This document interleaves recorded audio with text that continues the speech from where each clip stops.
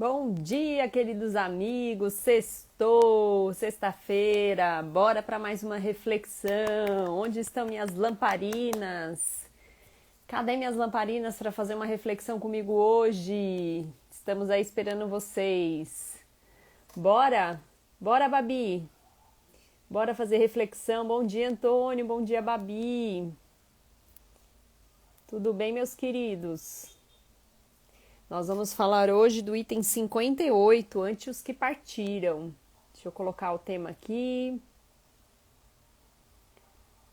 Bora lá, bora para mais uma reflexão. Bom dia, Rosângela, sejam muito bem-vindos.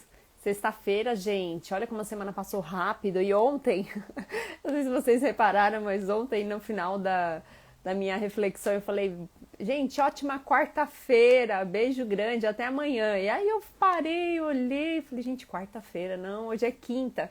A pessoa perdida no tempo, no espaço, então... Sexta-feira, gente, que maravilha! Ótima sexta-feira para todos que estão chegando. Vamos lá, vamos começar mais uma reflexão. Bom dia, Aloísio, bom dia, Flavinha, bom dia, sociólogo. Sejam muito bem-vindos. Bora fazer uma reflexão, então? Hoje nós vamos falar ante os que partiram. Reflexão da reunião pública do dia 24/8 de 59, questão 936 do Livro dos Espíritos. E eu vou trazer a questão, para como a gente sempre faz, né, dar uma introdução inicial aqui à questão 936. E eu acho maravilhosa essa questão, porque ela fala a respeito das dores, né, inconsoláveis de pessoas que perdem os entes queridos. E vi, Antônio, eu vi os livros que você me mandou, não tive tempo ainda de separar para poder publicar, mas nós vamos publicar, viu? Publico hoje ainda, sem falta, até para compartilhar, porque eu fiquei para compartilhar os livros que você indicou e mais os livros que eu comentei, né, de Maria de Magdala, vou compartilhar aqui com o pessoal. Mas eu vi sim, tá bom? E aí, o que ele fala a respeito dessas dores inconsoláveis, né, de pessoas aqui que perderam seus entes queridos? Ele fala muito a respeito dessa separação e de quanto nós muitas vezes sofremos e somos egoístas porque nós não temos o conhecimento. E quando a gente começa a conhecer essa questão do desencarne, de que existe uma vida futura, de que nossos entes queridos, né, muitas vezes estão ali temporariamente nos abandonando, mas que estão indo para uma realidade diferente, uma realidade muitas vezes melhor do que nós estamos aqui, né? Em sua maioria das vezes, né? E mesmo que não estejam numa realidade melhor que a nossa temporariamente, eles estarão numa realidade melhor que a nossa depois de um certo tempo, quando eles conseguem compreender o momento que eles estão vivendo do desencarne. Então eu achei interessante porque os espíritos explicam para Kardec, através de duas analogias, como é que é essa questão da perda de entes queridos e o quanto nós ainda somos egoístas porque nós não conseguimos compreender essa separação.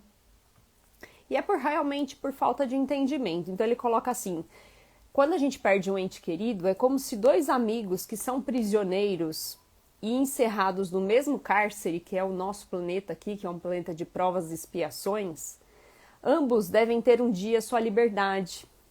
Mas um deles obtém antes essa liberdade, ou seja, aquele que desencarna está tendo a liberdade de sair deste planeta de provas e expiações.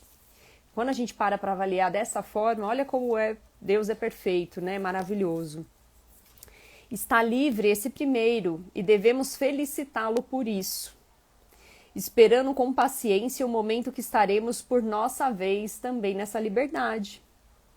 Se tendes um amigo que está perto de vós, mas que está numa situação penosa, então pense em uma pessoa que está doente, uma pessoa que está passando por uma situação muito difícil. E aí ela tem a possibilidade de viajar para um lugar distante, que vai estar longe de você, mas que nesse lugar ele vai ter a possibilidade de tratamento, ou que ele vai ter uma possibilidade de vida melhor do que a condição que ele tem junto aqui com você.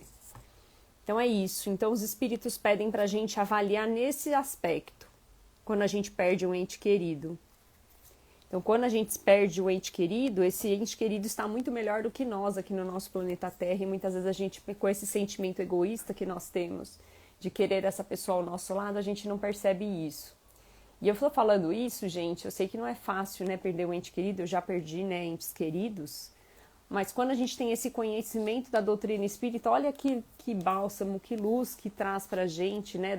Essa forma de pensar, essa forma de imaginar, né? Esse nosso ente querido num lugar muito melhor do que nós estamos aqui, né? Sendo amparado pela espiritualidade. E aí Emmanuel traz, nenhum sofrimento na terra será talvez comparável ao daquele coração que se debruça sobre outro coração regelado e querido que o ataúde transforma para o grande silêncio. Ver a névoa da morte estampar-se inexorável na fisionomia dos que mais amamos e cerrar-lhe os olhos no adeus indescritível é como despedaçar a própria alma e prosseguir vivendo. Então, quem já sofreu a perda de um ente querido, com certeza vai se identificar com esse sentimento, com essa sensação, né? Então, a gente precisa aqui lembrar dessas questões.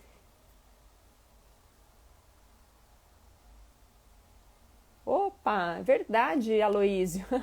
Deixa eu ajustar aqui, gente. A Aloísio está dizendo que eu escrevi aqui errado nos comentários. Verdade, Aloísio. Antes os entes que partiram, né? Antes os que partiram. Deixa eu só ajustar aqui.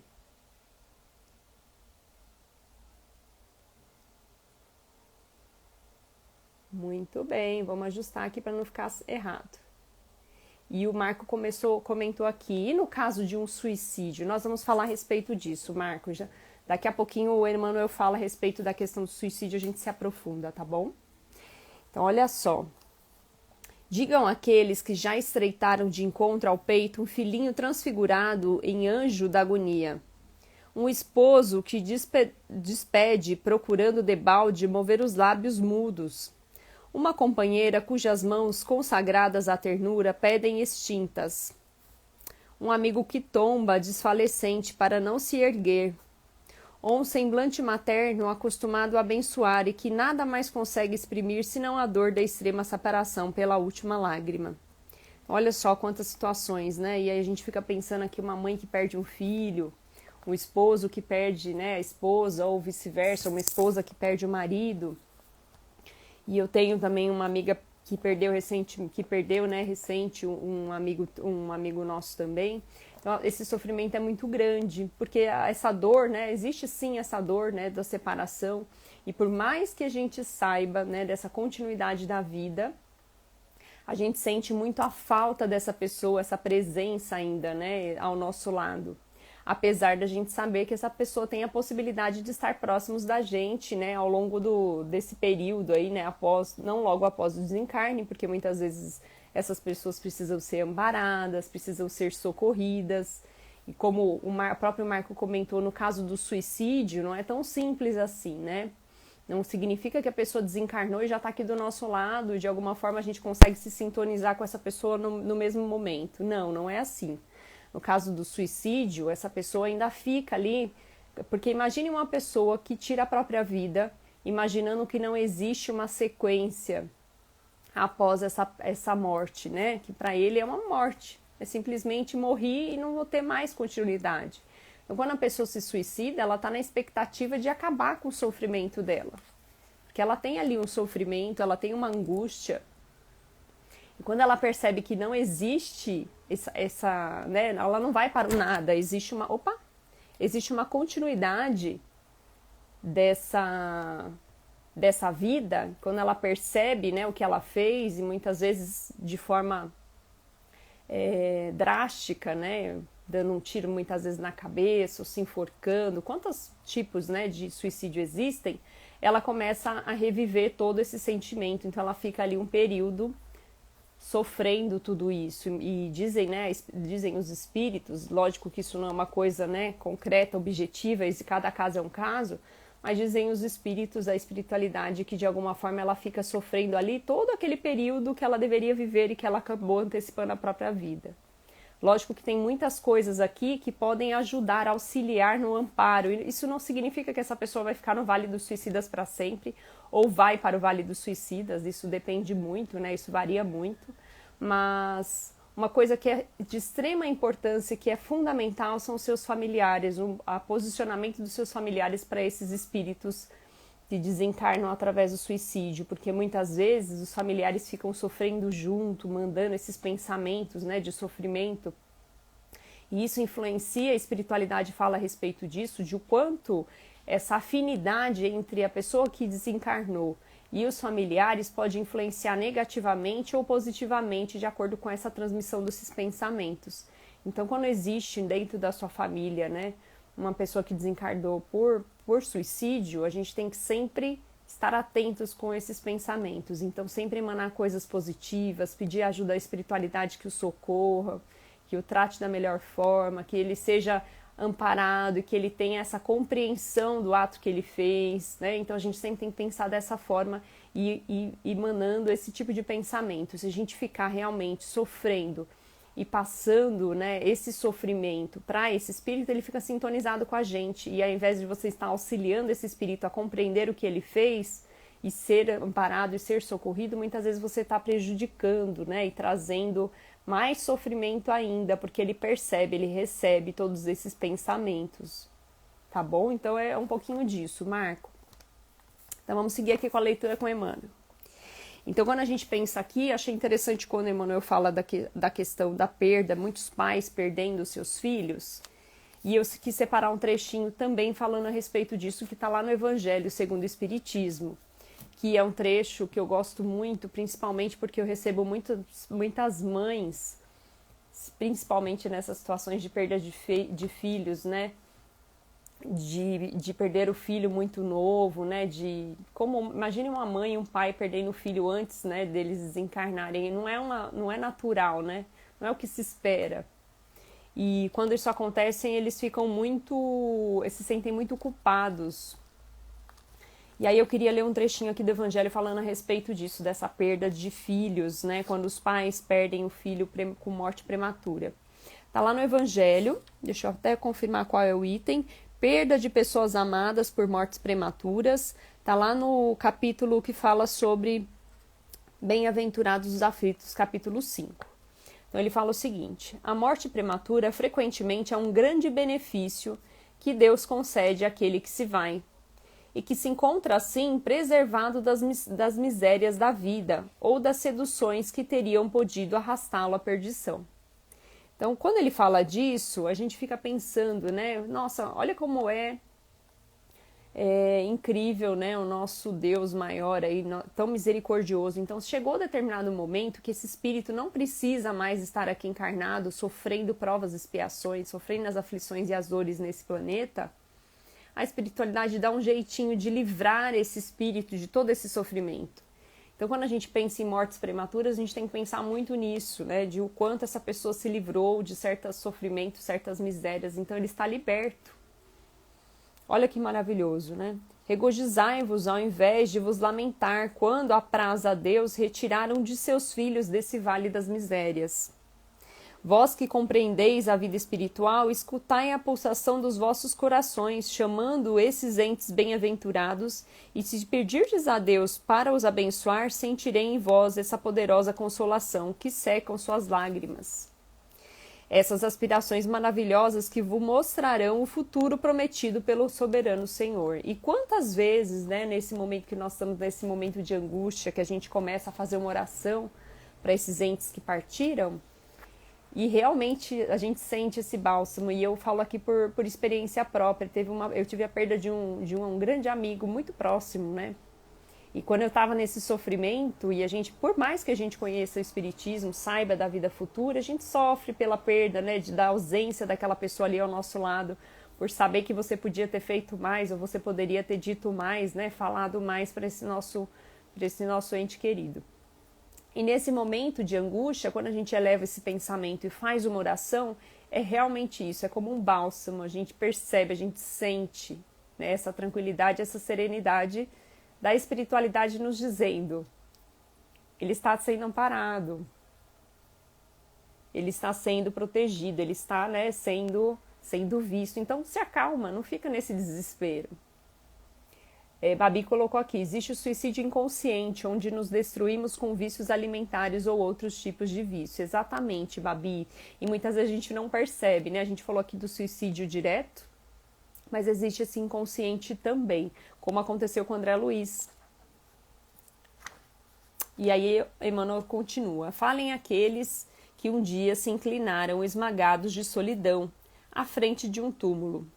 Os que rojaram em prece nas cinzas que recobrem a derradeira recordação dos entes inesquecíveis. Os que caíram varados de saudade, carregando no seio o esquife dos próprios sonhos. Os que tatearam gemendo a lousa imóvel e os que o soluçaram de angústia no ádito dos próprios pensamentos, perguntando em vão pela presença dos que partiram.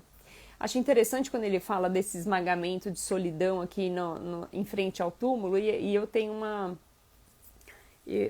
visão a respeito disso, mas é minha, né? Eu queria compartilhar com vocês. Eu mesma não gosto, né, de ir em velórios, não gosto. Eu vou pelos familiares, mas eu procuro não ir até o caixão para ver essa pessoa que acabou de desencarnar. Eu gosto de ter a memória dessas pessoas no momento que elas estavam bem, nos momentos felizes. Então eu procuro só ir lá, né, abraçar a família, e de alguma forma eu tento evitar ficar olhando, porque eu gosto de ter essa recordação da pessoa enquanto ela estava bem. E isso me ajuda muito, porque quando eu penso na pessoa e nessa perda que muitas vezes a gente sofre, eu gosto de ter essas lembranças e pensar nisso. Nossa, que belezinha, né, meu amigo, olha como você estava, né, e recordar realmente desses momentos bons, porque eu acho que isso ajuda a gente também a mandar pensamentos positivos para essa pessoa. Mas isso é uma coisa da Monique, né? Muitas pessoas optam por fazer o velório, outras pessoas optam pela cremação, e aí, gente, tem todo também uma explicação aqui por detrás dessa questão da perda dos entes queridos e das preferências. Tem pessoas que já pedem antes de desencarnar, não, eu quero ser cremado, eu quero, não, eu quero ter o velório, pelo amor de Deus, não me crema, não, né? E aí cada um tem um pouquinho de escolha, são escolhas, né? Cada um com o seu desejo aqui, a gente precisa muito respeitar. Eu quando preciso ir realmente em velório, eu faço isso. Eu procuro não ficar vendo, eu vou lá, abraço os familiares, né? A gente precisa nesse momento dar todo esse apoio, estar presente, né? Mas eu prefiro não ficar vendo, né, essa pessoa que desencarnou, porque eu gosto de ter essa lembrança comigo do momento que ela estava bem aqui, né, encarnada. Todavia, quando semelhante provação te bate à porta, reprime o desespero e dilui a corrente da mágoa na fonte viva da oração. Porque os chamados mortos são apenas ausentes, e as gotas de teu pranto lhe fustigam a alma como chuva de fel. Também eles pensam e lutam, sentem e choram. Olha aí como Emmanuel já faz aqui, nos dá essa recordação, essa lembrança de que nós não podemos ficar sofrendo e mandando esse pensamento para esses entes que acabaram de desencarnar, porque eles sofrem junto, né? Então ele coloca aqui, também eles pensam e lutam, sentem e choram junto. Então nós precisamos de alguma forma emanar realmente pensamentos de melhora, de amparo, de ajuda, né? Anderson colocou aqui, bom dia, muita luz e paz a todos e a você. Gratidão, Anderson, gratidão sempre. A Alessandra colocou aqui, eu sou assim também, Monique, não prefiro ir. A gente, né, cada um tem um jeitinho de lidar com essa situação, e a gente também precisa respeitar. Tem muitas pessoas também que guardam, né, esse sentimento, querem parecer fortes ali. Aí uma coisa importante para a gente observar, principalmente quando temos amigos que perderam um ente querido, essa questão de tentar parecer forte, não chorar, estar ali, né, firme. E muitas vezes essa sensação de firmeza, de não querer desabafar e não querer colocar para fora, também pode prejudicar a saúde da pessoa, né? Então ela precisa, muitas vezes, os amigos precisam estar atentos. Que por mais que naquele momento ali do velório, né, do desencarne, a pessoa se sinta firme e fique muito tempo também nessa condição, a gente precisa observar. Porque muitas vezes a pessoa que está tentando demonstrar firmeza está guardando muito sentimento, não coloca para fora e pode adoecer. A gente tem que estar de olho nisso também. Atravessem a faixa do sepulcro, como quem se desvencilha da noite, mas na madrugada do novo dia inquietam-se pelos que ficaram. Ouve-lhe os gritos e as súplicas da onda mental que rompe a barreira da grande sombra e tremem cada vez mais os laços afetivos da retaguarda, se rendem à inconformação ou se voltam para o suicídio. Olha aí, a gente falando do suicídio, né, Marco, como a gente comentou aqui. Então, se a gente ficar pensando no ato desse ente querido que tirou a própria vida através do suicídio, a gente vai ficar fazendo ele relembrar essa sensação, fica nessa eu gosto muito de falar da palavra monoideia, né? Fica naquela ideia fixa daquele ato que cometeu. Então, se os parentes continuarem pensando nisso também, eles estão contribuindo para manter essa monoideia, essa ideia fixa daquela situação, daquele ato, né? Muitas vezes desesperado de tentar resolver aí, tirar esse sofrimento, sem saber que permanece esse sofrimento após o desencarne. Lamentam-se quanto aos erros praticados e trabalham com afinco na regeneração lhe que diz respeito. Estimulam-te a prática do bem, partilhando as dores e as alegrias. Rejubilam-se com as suas vitórias no mundo interior e consolam-te nas horas amargas para que te não percas no frio do desencanto. Tranquiliza desse modo os companheiros que demandam além, suportando corajosamente a despedida temporária e honrando-lhes a memória, abraçando com nobreza os deveres que te legaram. Então, olha só como eles trazem aqui, né, a importância de nós termos uma postura diferente nesse momento. Da importância desses nossos pensamentos, da importância da gente lembrar desses momentos nobres, desses sentimentos, dessas lembranças mais felizes para contribuir de alguma forma com esse ente que acabou de desencarnar. Recorda que em futuro mais próximo que imaginas, respirará entre eles, comungando-lhe as necessidades e os problemas, porquanto terminarás também a própria viagem no mar das provas redentoras. Ou seja, estamos aqui em provas, gente, em provas e expiações. Então, a partir do momento que nós tivermos esse pensamento de que, olha, essa pessoa está se livrando, então, de um mal, né, de estar aqui, de estar nesse sofrimento que é o nosso planeta Terra, a gente vai ficar mais tranquilo, vamos ter mais serenidade, mais tranquilidade de aceitar muitas vezes essa perda que é temporária. Então, Emmanuel vem nos relembrar, essa perda é temporária. Se nós tivermos aí afinidade com esse espírito, nós podemos reencontrar ele várias vezes, e não só, né, após o desencarne, mas muitas vezes enquanto estamos encarnados, no nosso sonho, nas nossas vibrações, nas nossas orações, e quem sabe a gente não receba até uma visita aí durante o sono. Tem muitas pessoas que têm essa oportunidade. Babi colocou aqui, eu li no livro Memórias de um Suicida que a espiritualidade superior espera o suicida deixar o fluido que existia em vida acabar para resgatar. Exatamente. Tem isso, Babi, mas tem uma coisa que funciona muito também, que é a oração dos entes queridos. Que também no livro Memórias de um Suicida, eu não vou lembrar exatamente qual era o espírito, mas que ele começa a receber orações e que essas orações de alguma forma o auxiliam. E nós sabemos também a importância da oração de uma mãe e de um pai nesse momento. O quanto a espiritualidade muitas vezes ouve essas orações, ouve esses pedidos de ajuda, de amparo a essa pessoa que acabou de desencarnar. Então isso pode auxiliar demais, né, nesse resgate antecipado muitas vezes desse ente querido. Então não é uma coisa que a gente pode colocar que é objetiva. Então ele se suicidou e ele vai ficar esperando esse fluido todo, né? Toda essa demora, né, desse espírito e se desvencilhando dessa matéria que ele possui. Sim, demora mais, né? Porque imagine que se não é uma morte natural, que está sendo preparada pela espiritualidade para esse desencarne, sim, demora mais.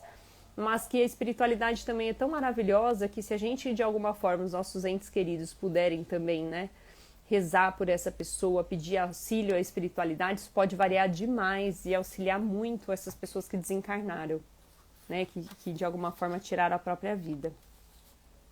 E vencendo para sempre o terror da morte, não nos será lícito esquecer que Jesus, o nosso divino mestre e herói do túmulo vazio, nasceu em uma noite escura, viveu os infortúnios na terra e expirou na cruz em parte pardacenta sobre o monte empedrado, mas ressuscitou os quânticos da manhã no fulgor de um jardim. Gente, li tudo errado, vou ler de novo esse trecho. E vencendo para sempre o terror da morte, não nos será lícito esquecer que Jesus, O nosso divino mestre e herói do túmulo vazio nasceu em noite escura, viveu entre os infortúnios da terra e expirou na cruz, em tarde padecenta, sobre o monte empedrado, mas ressuscitou aos cânticos da manhã, no fulgor de um jardim. Então, Emmanuel vem nos trazendo essa última frase, né, comparando aqui o desencarne de Jesus, que foi super drástico ali, né, na cruz, sendo crucificado. Quem olhava ele ali naquela condição falava, minha nossa, coitado desse espírito.